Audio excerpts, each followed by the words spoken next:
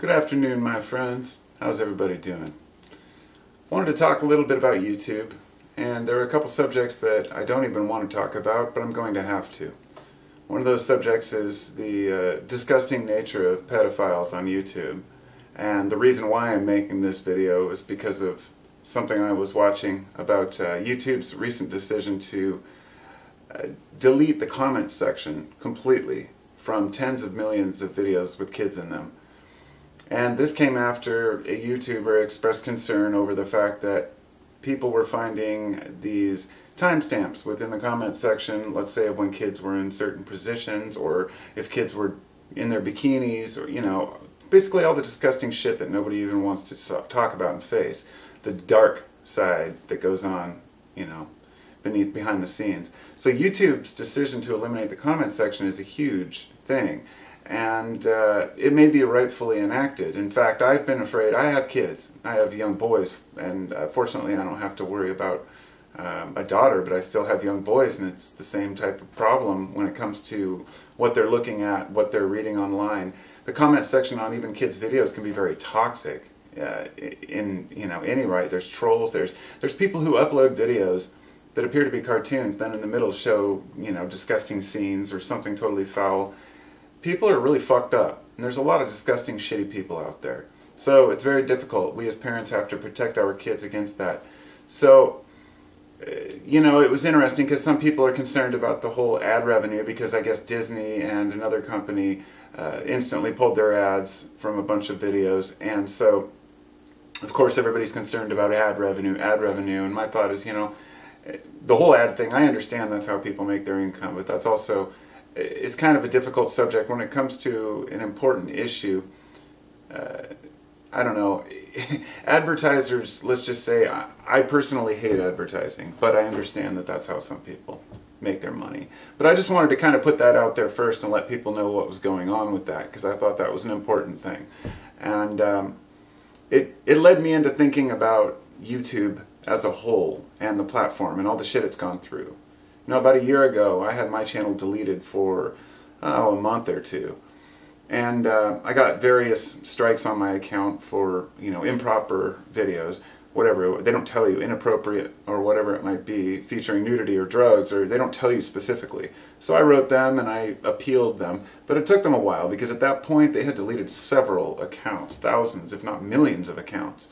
And so eventually my channel just popped back up one day, and I'm glad that it did, because the videos that got strikes were not, they were picked out by algorithms. They were informational videos that didn't show anything horrible. I mean, my videos.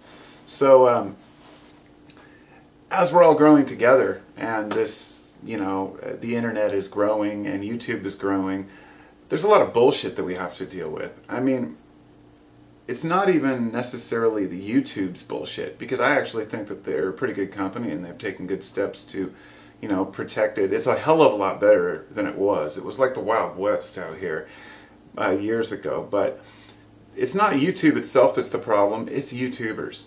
And I hate to say that because I'm a YouTuber, what do I have to say about it? I'm out here making videos, rambling about the same stupid shit. But there is a pattern of people following the same old formula. You go on there and they're like, hey, it's so-and-so, and oh, today we're going to do this, and it's this personality that's just not real. Now, I understand the difference between a personality and a person, but it gets bad when you have to deal with the same bad background music, with some dude whistling, or a flute, or the ukulele music, something you would see in a fucking Kia car commercial. I mean, and the people use them because they're free. I get that. I mean, whenever I use background music, it's something weird and obscure because I make it myself. I'm not going to deal with using somebody else's shit. I'll just sit there and, tap out a beat or strum my guitar for a minute, but I don't use them very often. But I understand if you're an avid YouTuber and you make a lot of videos, you're going to want to have effects and stuff that you can put in. But why does the background music always have to be that same crap? Why does everybody have to follow the same formula? But I guess what's more bothersome is when you click on the trending tab, it's when I really feel distraught. I mean, how many makeup tutorials can there possibly be? These things get tens of millions of views. they make people millions of dollars for just some girl going, look at me today, we're gonna put on some makeup. And it's just ludicrous. They just load themselves up with this shit. They get sponsored by the companies, they send them all this free makeup, then they continue to make it. That's fine, you know, that's somebody else's business. But the fact that that is what so many people are into, it's no worse than the movie reviews, which YouTube claims are in the trending section, but we know that's bullshit. They put them in there because they get revenue from it, but what about people eating? There's a show, Good Mythical Morning, and I actually like it. I don't watch it, but I like the guys on it. I think it's Brett and Chris or something. They've had some funny videos in the past, but they have a particular series. It's where they just eat weird foods, and to me, it's so popular, I just don't get it. I guess that's just out of my league of understanding. It's I understand we want brain food, we want, you know, a quick fix, but you know, how much weird shit can people eat?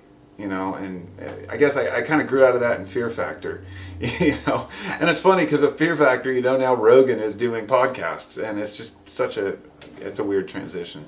Then there's, of course, the top 10s or top 5s, which a lot of the young kids like the top 10s, and that's why they get so many views, because so many kids just let them play and autoplay and autoplay.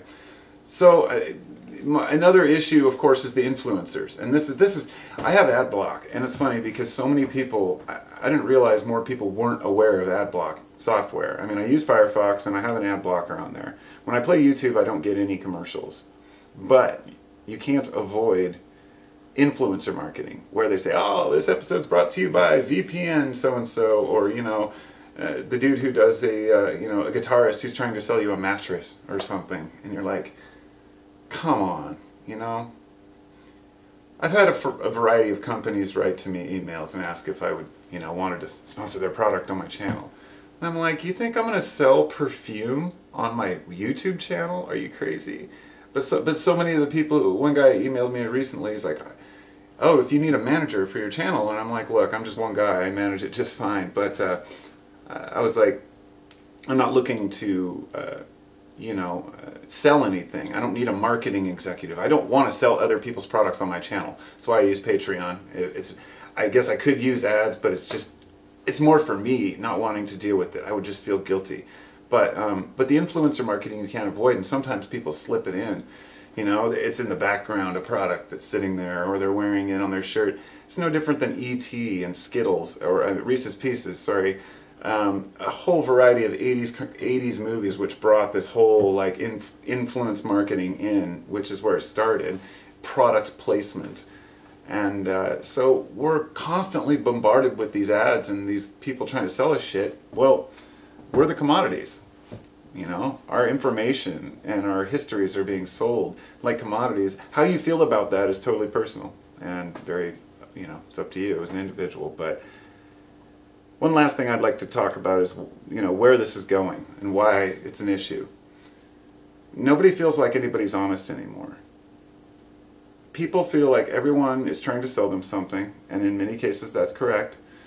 And meanwhile, people have to also live. So the creators have to also eat and pay for their things. So like when a person donates to a channel, they think, well, what are they buying with this? Well, they're probably buying groceries and living their lives because YouTube is what they like to do. But beyond that, people feel like, you know, with the influencer marketing and the ads constantly, that nobody's honest anymore, and everybody's trying to pull the wool over our eyes.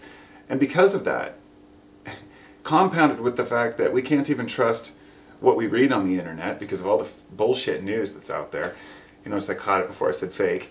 In the History Channel, for example, as they decided to go from showing history to ancient aliens and then showing these giants and all these bullshit stories, which were so fascinating at the time, but then you're like, well, wait a minute, I'm being lied to again by the History Channel, then by the Learning Channel, and this was before, you know, there were a lot of internet channels, but everything's changed since, you know, we have become overwhelmed with information, and so much of it is BS. So there's no wonder that we have a low trust in people and that we think others are out to get us. It's no wonder that people look at everybody suspiciously.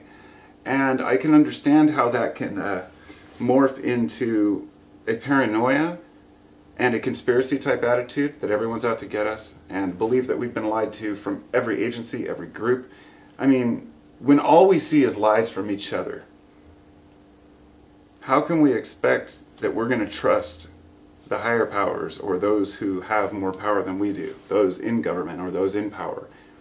Even those who just become rich, just rich, are suspect. So anybody can sound like an expert by going on YouTube, making a video, making a lot of great sound effects and background music that sounds intense, and really pull people in. And so I think it's important that people realize that, you know, it's just like the old days.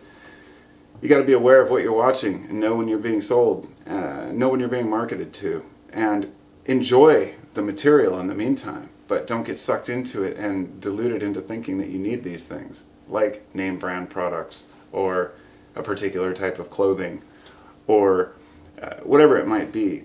In other words, the less that we're fooled in small ways in our daily lives, the less that we feel like we're taken advantage of because of our awareness, then the less we will suspect the world. If we're constantly being wronged, if we're constantly getting ripped off, we're going to build up a resentment. We're going to hate and distrust people.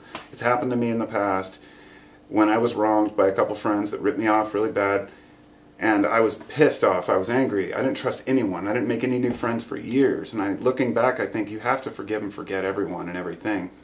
But it's understandable why we have distrust. And it's not just sown by governments. It's not sown by the military or the military-industrial complex, nor the corporations that take advantage. The distrust is sown by you and me, individuals on YouTube or elsewhere who are buying into the marketing bullshit, convincing each other of what we want to buy and what we should buy, and even worse, telling bullshit stories in order to make a buck. Like Alex Jones, for example, or some of these other YouTubers that I mentioned before. I'm hoping that even though there's a little truth laced in with a lot of the bullshit lies, that we can be able to pull out those grains of truth without getting sucked into the rest of it. But that takes a willingness, I guess, of each individual to learn. So I'll let it go there. Not much else to say. It's pretty sad that we have to worry about the pedos here on YouTube. I think that's pretty disgusting, but you can't really avoid that. There are some dark, creepy people lurking in the shadows, and it's unfortunate. There's nothing we can do about it except protect ourselves and our kids. So I'll talk to y'all later, and be well.